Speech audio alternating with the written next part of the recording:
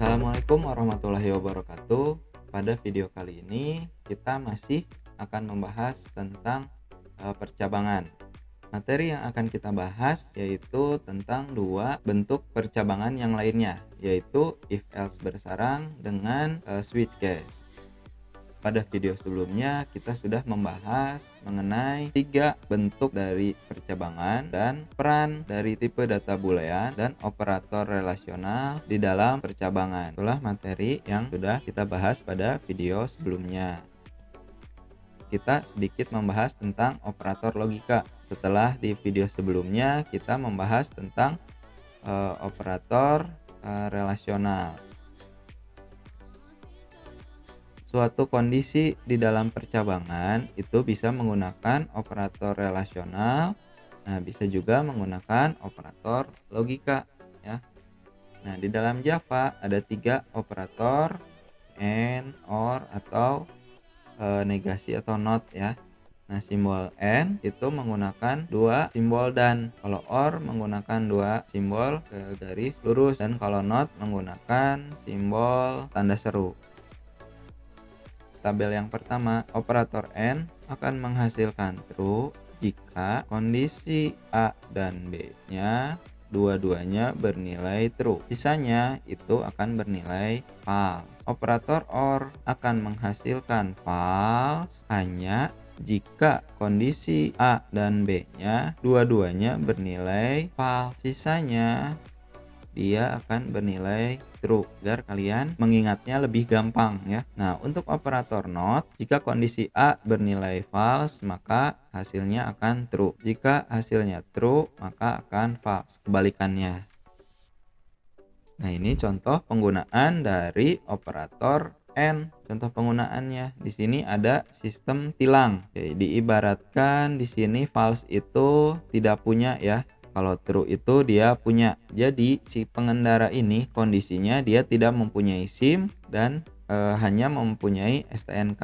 Nah, di sini dicek kalau misalkan tidak ingin ditilang, SIM harus punya dan STNK pun harus punya, maka baru tidak ditilang. Jika kondisinya seperti contoh di atas, SIM ini bernilai false ya. Terus di sini menggunakan operator and, menggunakan operator and, maka sudah jelas ya kondisi yang akan atau perintah yang akan dijalankan itu akan mencetak Anda ditilang, karena operator and hanya akan menghasilkan true jika kondisi yang pertama bernilai true dan kondisi B juga bernilai true. Selain itu dia akan menghasilkan false. Nah, ini adalah materi pembahasan pada video kali ini, if else bersarang dengan switch case. Tiga kondisi yang lainnya itu sudah dibahas di video sebelumnya. Percabangan itu bisa dibuat di dalam percabangan. Jadi ada percabangan di dalam percabangan. Seperti contoh ini, ada kondisi if di dalam if. Pada saat kondisi if yang pertama ini bernilai true, maka dia akan menjalankan kondisi if yang kedua. Nah, di sini ada fungsi dari operator logika tadi ya. Jadi kalau misalkan tadi ada if, terus di dalam if, nah karena dua-duanya ini harus bernilai true kondisinya, maka bisa menggunakan operator logika. Nah, yang dan ini kenapa? Karena operator dan itu seperti mengharuskan ya, kondisi yang pertamanya itu harus bernilai true dan kondisi yang keduanya harus bernilai true. Maka ini akan menghasilkan true. Pada saat proses tilang ini, pada saat kita mempunyai SIM dan kita mempunyai STNK, maka tidak akan ditilang. Yang pertama, kita buat folder baru di sini. Jadi tidak usah membuat project baru, kita buat saja folder baru. Setelah kita membuat folder, kita buat file Java-nya ya. Pilih Java file, nama kelasnya, pilih kelas, terus ininya public. Nah, jangan lupa create main function-nya dicentang ya. kemudian oke. Nah, kita buka. Nah, sudah jadi ya. Coba yang proses tilang tadi.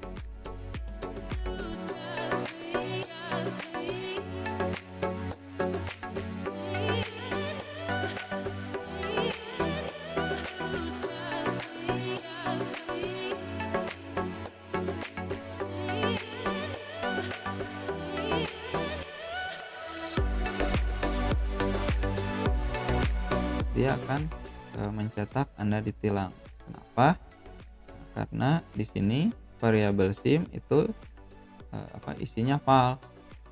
Di sini dibandingkan false dibandingkan dengan true, maka dia akan menghasilkan false. Nah, di sini STNK true dibandingkan dengan true, dia akan menghasilkan true karena sama ya. True dibandingkan dengan true, dia menghasilkan true karena sama gitu ya. Nah, kalau SIM ini dia berbeda, yang satu false, yang satu true, maka dia akan menghasilkan false karena tidak sama gitu ya. Nah, di operator AND, jika kondisi salah satunya bernilai true atau false, maka dia akan menghasilkan false. Nah, kondisi di dalam if ini dia akan menghasilkan false. Maka blok else inilah yang akan dijalankan, yaitu yang Anda ditilang seperti itu. Nah, jika kita rubah ininya menjadi true,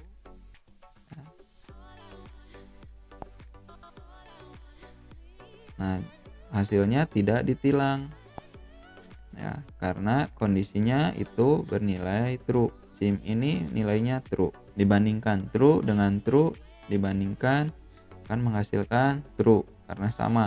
STNK juga sama ya, true. True dibandingkan dengan true, dia menghasilkan true karena sama.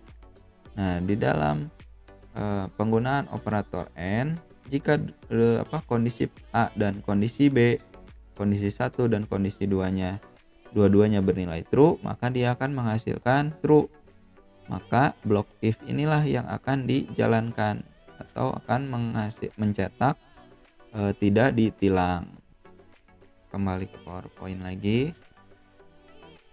Nah, ini ada contoh kasus yang kedua. Misalnya ada sebuah model bisnis seperti sebuah toko. Ketika ada customer yang ingin membayar, dia akan ditanya dulu apakah mempunyai kartu member atau tidak. Nah, jika kondisi yang pertamanya itu ya hasilnya itu ya, maka akan ada kondisi yang kedua, yaitu apakah dilihat dari belanjaannya, apakah kondisinya lebih dari 500.000 kondisi yang pertama.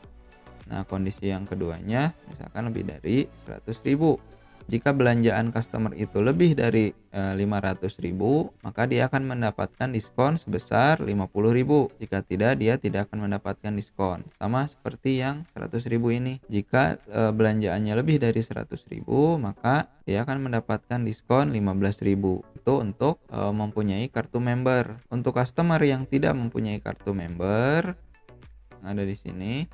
Nah, dia juga punya kondisi dari belanjaannya. Apakah apakah customer yang tidak mempunyai kartu member itu belanjaannya lebih dari 100.000? Nah, jika lebih dari 100.000, maka dia akan mendapatkan diskon sebesar 10.000. Jika belanjaannya kurang, maka dia tidak akan mendapatkan diskon.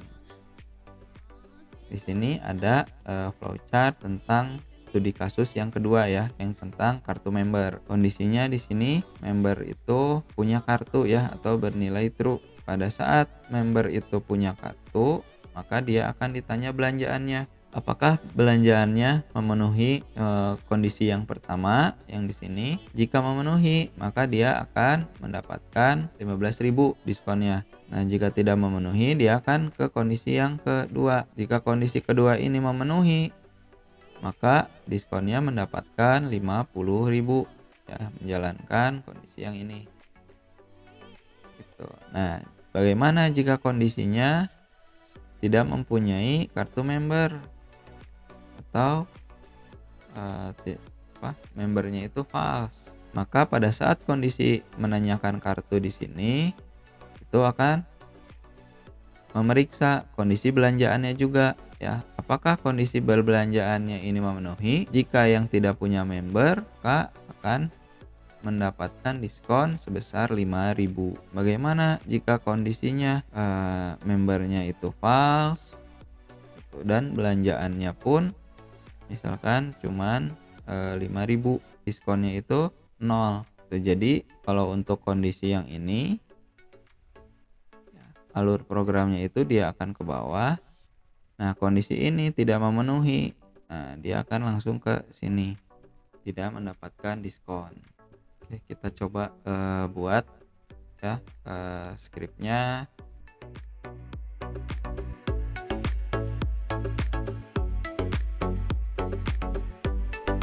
Nah, setelah selesai kita coba ya di running.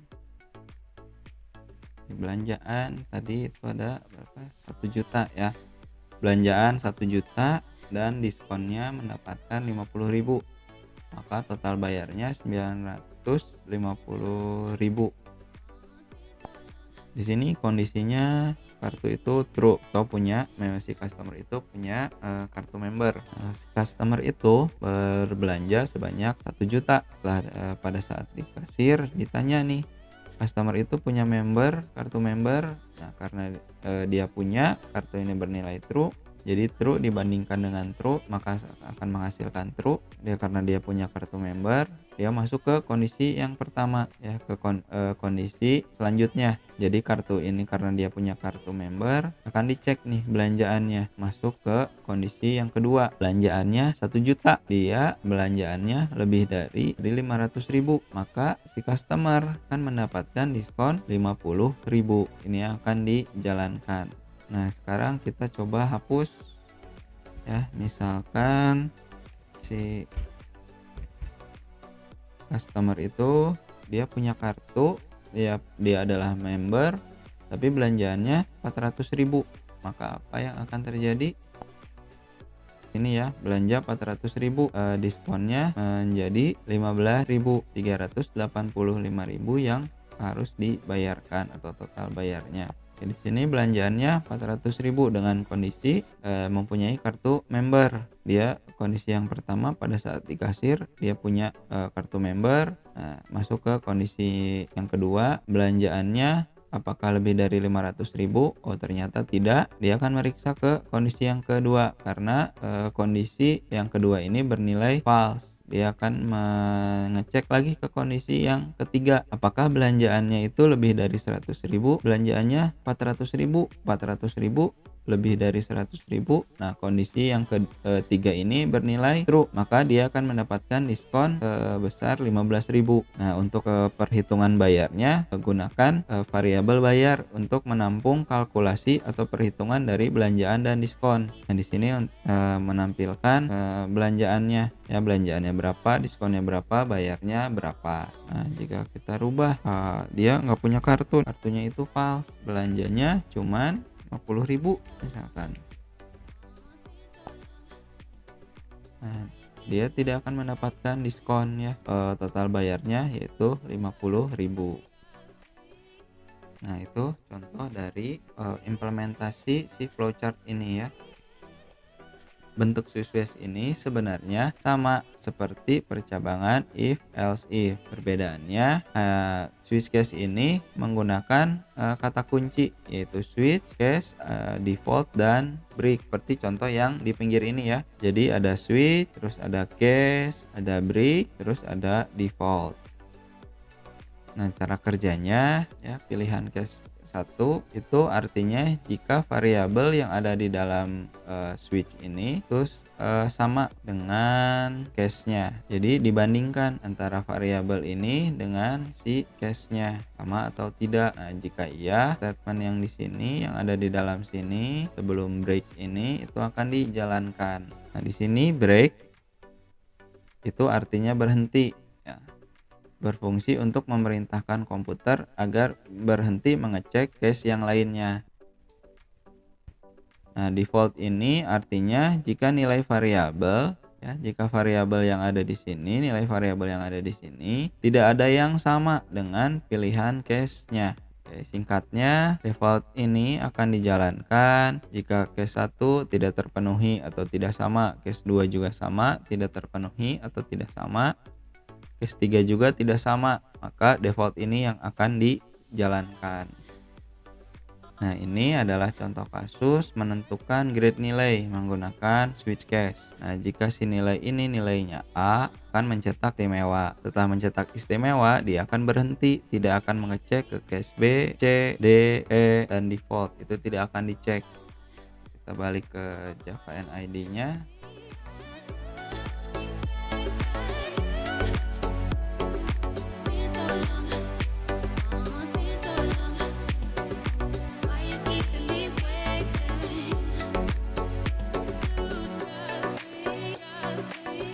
Kita coba, ini akan mencetak istimewa ya, karena nilai di sini itu A, tipe data variabel yang ada di dalam switch ini.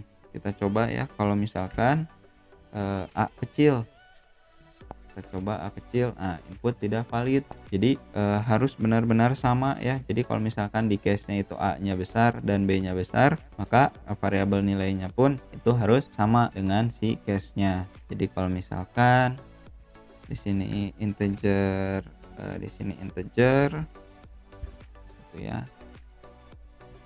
Ini 1, berarti di sini nggak usah pakai kutip. Kalau integer 1, misalkan ini 2. Nah, seperti itu untuk kalau misalkan nilai ini tipe datanya integer. Jadi kalau misalkan tadi sudah char, sekarang integer, kita coba pakai string ya.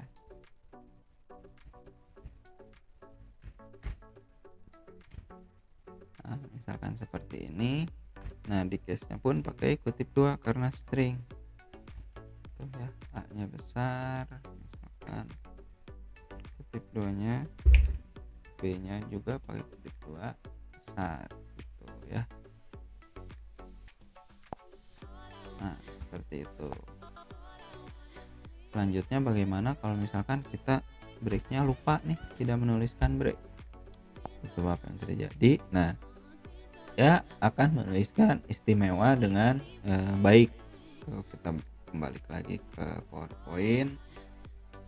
Perbedaan penggunaan if dan switch case itu yang pertama, penggunaan percabangan switch hanya dapat ya, digunakan jika kondisinya berupa bilangan bulat. Ya, jadi perbedaan penggunaan if dengan switch case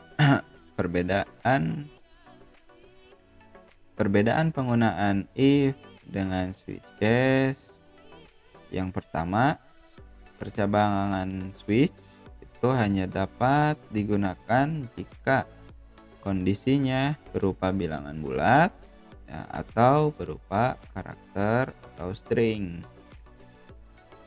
Nah, sedangkan penggunaan operasi relasional seperti ini itu baik itu sebaiknya menggunakan percabangan if.